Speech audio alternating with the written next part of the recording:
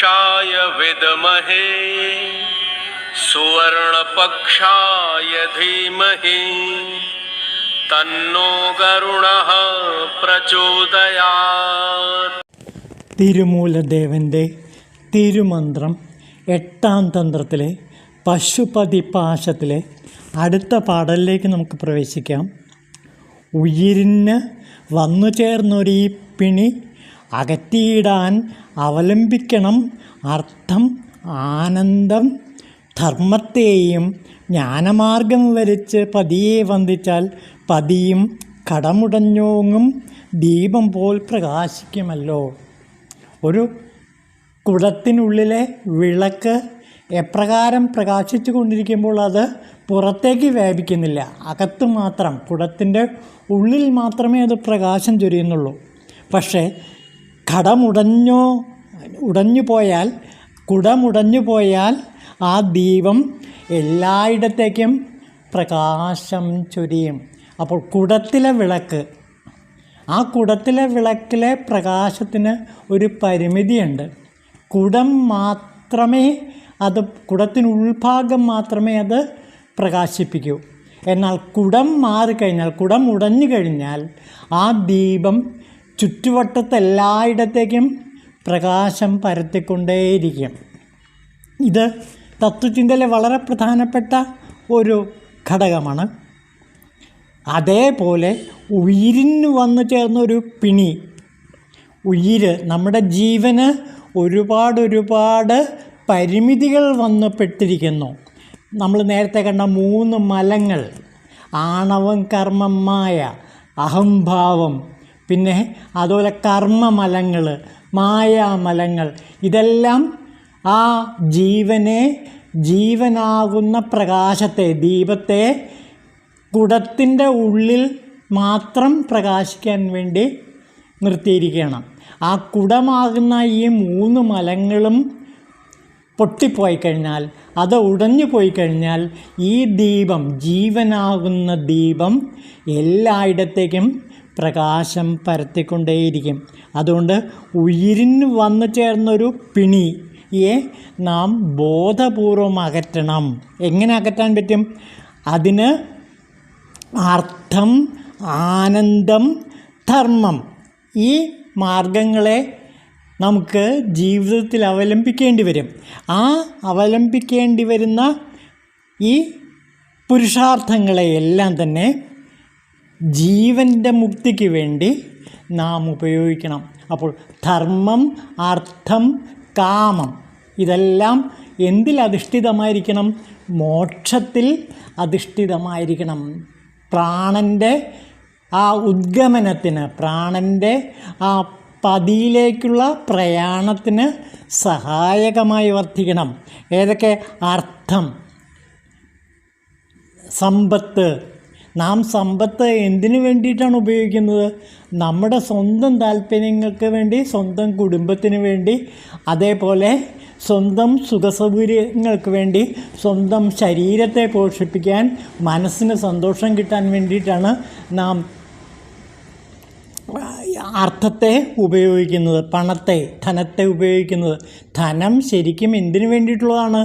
ധനം സാമൂഹിക സേവനത്തിന് വേണ്ടി തന്നെ ഉപയോഗിക്കണം. നമുക്ക് കിട്ടുന്ന ധനത്തിൻ്റെ ഒരു ചെറിയ ഭാഗമെങ്കിലും മറ്റുള്ളവരുടെ നന്മയ്ക്ക് വേണ്ടി, കഷ്ടപ്പെടുന്നവരുടെ കണ്ണീരൊപ്പാൻ വേണ്ടി അർത്ഥത്തെ നാം ഉപയോഗിക്കണം. അങ്ങനെ ഉപയോഗിക്കുമ്പോൾ ആ അർത്ഥം സാർത്ഥകമായി തീരുന്നു. പിന്നെ ആനന്ദം, നമ്മുടെ ആനന്ദം എന്ന് പറയുന്നത് എങ്ങനെയുള്ളതാണ്?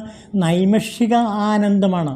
100 കിട്ടിയാൽ 1000 കിട്ടാൻ മോഹം, അങ്ങനെ 1000 കിട്ടുമ്പോൾ കൂടുതൽ സന്തോഷിക്കുന്നു, 10000 കിട്ടുമ്പോൾ അതിനേക്കാൾ കൂടുതൽ സന്തോഷിക്കുന്നു. ഇതാണ് നമ്മുടെ ഭൗതികമായ ആനന്ദം. ഈ ഭൗതികമായ ഏത് ആനന്ദവും ക്ഷണികമാണ്. 1 മിനിറ്റ് മാത്രമേ ഈ ആനന്ദം നിലനിൽക്കുകയുള്ളൂ. ഭൗതികമായ ആനന്ദം ഒരേ സമയം തന്നെ നഷ്ടപ്പെടാൻ സാധ്യതയുണ്ട്. അപ്പോൾ നാം നേടുന്ന ഏതൊരാനന്ദവും നൈമിഷികമാണ്, അത് നശ്വരമാണ് താനും. അതുകൊണ്ട് അനശ്വരമായ ആനന്ദത്തെ നേടാൻ നാം പരിശ്രമിക്കണം. ആ ആനന്ദം എങ്ങനെയുള്ള ആനന്ദമാണ്? ഈശ്വരപ്രേമത്തിൽ നിന്ന് കിട്ടുന്ന ആ ദിവ്യമായ ആനന്ദം. പിന്നെ അതേപോലെ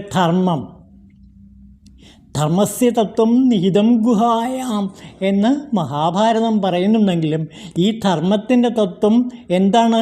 അത് ഈശ്വരപ്രേമത്തിലേക്ക് നമ്മെ നയിക്കണം. ധർമ്മം എന്നുള്ളത് ഈശ്വരനെ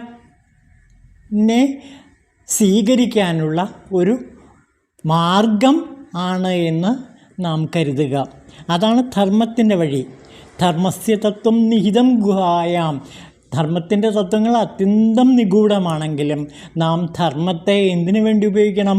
ഈശ്വര സാക്ഷാത്കാരത്തിന് വേണ്ടി ധർമ്മത്തെ ഉപയോഗിക്കണം. ധർമ്മം, അർത്ഥം, കാമം, മോക്ഷം. ഈ അർത്ഥകാമങ്ങളും ധർമ്മവുമെല്ലാം തന്നെ മോക്ഷത്തിലേക്ക് നമ്മെ നയിക്കണം. അങ്ങനെ ജ്ഞാനമാർഗം വരിക്കുക. ജ്ഞാനമാർഗത്തിലൂടെ നീ ചരിക്കുക, ജ്ഞാനിയായിത്തീരുക. ആ ജ്ഞാനി എന്താണ്?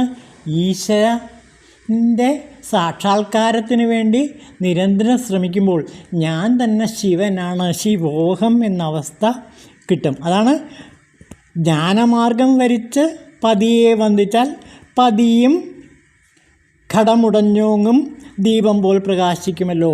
ആ പതി തന്നെയായി നമ്മളും മാറും. അപ്പോൾ ശിവനായി മാറും നമ്മൾ ജ്ഞാനമാർഗം സ്വീകരിച്ചാൽ. അപ്പോൾ അജ്ഞാനി ജ്ഞാനിയായി മാറുമ്പോൾ അയാൾ ശിവനായി പരിണമിക്കുന്നു. കുടത്തിലെ വിളക്ക് എപ്രകാരമാണോ കുടത്തിനുള്ളിൽ മാത്രം പരിമിതമായി പ്രകാശിക്കുന്നത്, ആ കുടം ഉടയുന്നതോടുകൂടി ആ ദീപം എല്ലായിടത്തേക്കും പ്രകാശം പരത്തുന്നു.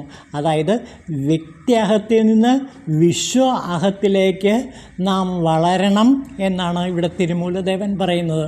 വ്യക്തിയഹം എന്നുള്ളത് ഞാൻ എന്നുള്ള ആ അഹംഭാവമാണ്, ആണവം.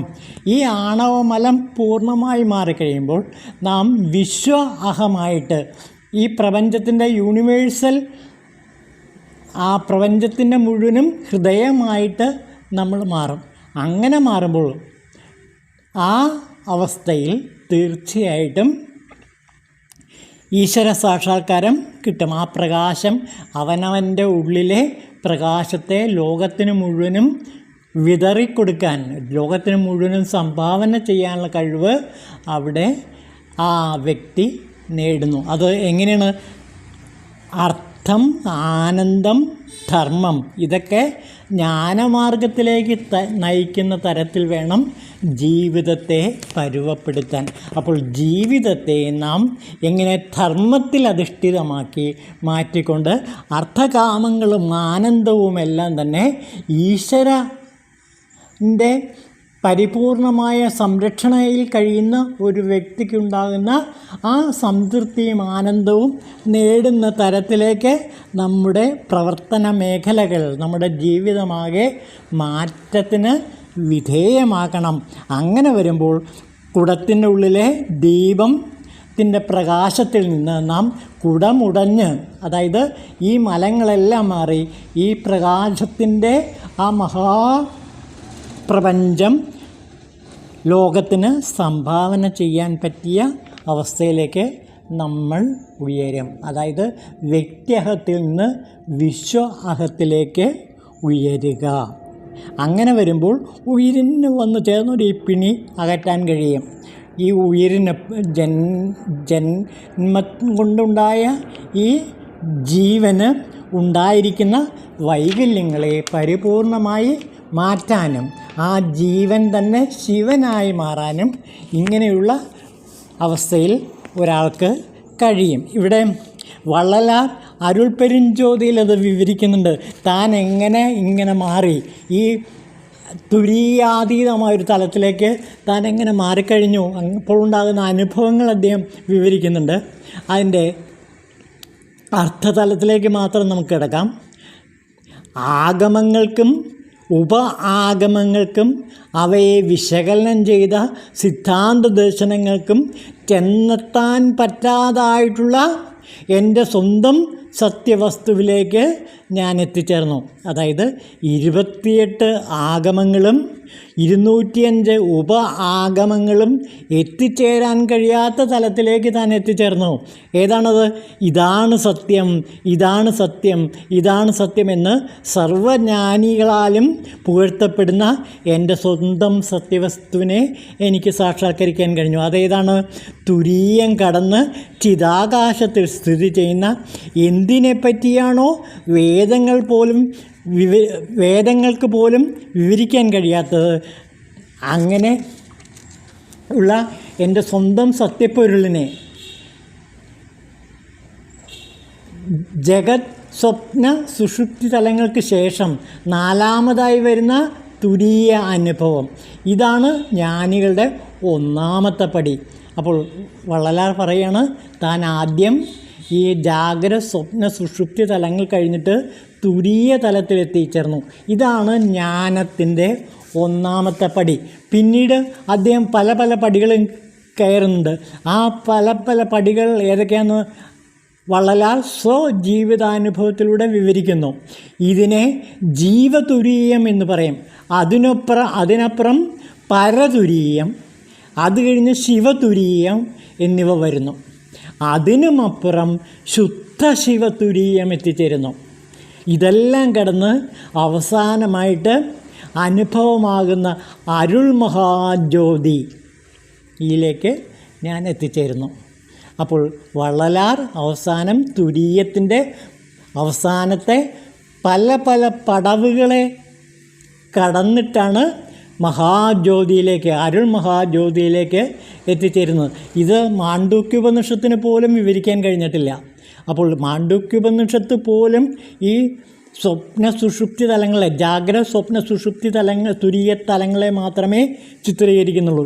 ഇവിടെ വള്ളലാരാകട്ടെ സ്വാനുഭവത്തിൽ നിന്ന് തുരീയത്തിനും ശേഷമുള്ള, ജീവതുരീയത്തിനും ശേഷമുള്ള പരതുരീയത്തെക്കുറിച്ചും ശിവതുരീയത്തെക്കുറിച്ചിട്ടും ശുദ്ധശിവതുരീയത്തെക്കുറിച്ചിട്ടും മഹാജ്യോതിയെക്കുറിച്ചിട്ടും അരുൾ മഹാജ്യോതിയെക്കുറിച്ചിട്ടുമെല്ലാം വളരെ വ്യക്തമായി താൻ അനുഭവിച്ച അനുഭവങ്ങൾ ഈ അരുൾ പെരും ജ്യോതി അകവലിൽ വളരെ വിശദമായിട്ട് ചിത്രീകരിക്കുന്നുണ്ട്. അപ്പോൾ ഒരു സാധാരണ മനുഷ്യൻ എങ്ങനെ തൻ്റെ ജീവിതത്തെ ജാഗ്രത സ്വപ്ന സുഷുപ്തി തുരീയ തലങ്ങൾക്കും അപ്പുറം ആ മഹാജ്യോതിസ്വരൂപനായ ശിവനിലേക്ക് എങ്ങനെ എത്തിച്ചേർന്നു എന്ന് വിവരിക്കുന്നുണ്ട്. ഇത് നമ്മുടെ ഒരു കവി പി കുഞ്ഞിരാമൻ നായർ, മഹാകവി പി കുഞ്ഞിരാമൻ നായർ ഒരു കവിതയിൽ ചിത്രീകരിക്കുന്നുണ്ട്. ഗംഭീരമായൊരു കവിതയാണ് കളിയച്ഛൻ. അതിലെ 4 വരികൾ ശ്രദ്ധിക്കൂ. അതിൽ പറയുന്ന ഭാഗം ഇതാണ്: ലോല പീതാംബര ചാർത്തുകൾക്കപ്പുറം പീലിമുടി വനമാലകൾക്കപ്പുറം പ്രീതിപ്പൊലിമ തൻ പൊന്തിടമ്പാം മഹാജ്യോതി സ്വരൂപനെ കാണുന്നതില്ലയോ. അങ്ങനെ മഹാകവി ആ മഹാജ്യോതി സ്വരൂപനെ കാണുന്ന ഒരു രംഗം ചിത്രീകരിക്കണം. പീലിമുടി വനമാലകൾക്കപ്പുറം പ്രീതിപ്പൊലിമ തൻ പൊന്തിടമ്പാം മഹാജ്യോതിയെ, ആ വള്ളലാർ കണ്ട മഹാജ്യോതിയെ സാക്ഷാത്കരിക്കുകയാണ് കവിതയിലൂടെ മഹാകവി പി കുഞ്ഞിരാമൻ നായർ ഈ കവിതയിൽ ചെയ്തിരിക്കുന്നത്. അപ്പോൾ ചില കവികൾക്ക് ചില പ്രത്യേക നിമിഷങ്ങളിൽ ഈ മഹാജ്യോതിയെ സാക്ഷാത്കരിക്കാൻ കഴിയുകയും അവർ തന്നെ സാക്ഷാജ്യോതി സ്വരൂപനായി മാറുകയും ചെയ്യുന്ന കാഴ്ച ചില കവിതകളിലെങ്കിലും നമുക്ക് കാണാൻ കഴിയുന്നുണ്ട്. ഇത് ആധുനിക കാലഘട്ടത്തിലെ കവികളിലും നമുക്ക് കാണാം. ഇപ്പോൾ ജി ശങ്കരക്കുറുപ്പിൻ്റെ ശിവതാണ്ഡവം എന്ന കവിതയിൽ ഈ അനുഭൂതിയെ ചിത്രീകരിക്കുന്നുണ്ട്. അതുപോലെ തന്നെ ഇടശ്ശേരി ഗോവിന്ദൻ നായരുടെ ചില കവിതകളിലും നമുക്ക് ഈ അനുഭവം ഉണ്ടാകുന്നുണ്ട്.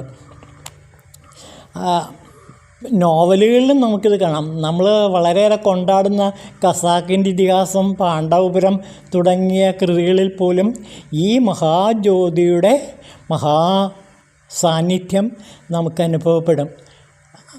പ്രത്യേകിച്ചും ഒ വി വിജയൻ്റെ നോവലുകളിൽ ഈ ഗുരുസാഗരം നമുക്ക് അനുഭവിക്കാവുന്നതാണ്. അതിനെക്കുറിച്ചൊക്കെ നമുക്ക് പിന്നീട് ചിന്തിക്കാം. ഓം ശിവായ തിരുമൂലർ ദേവായ നമഃ.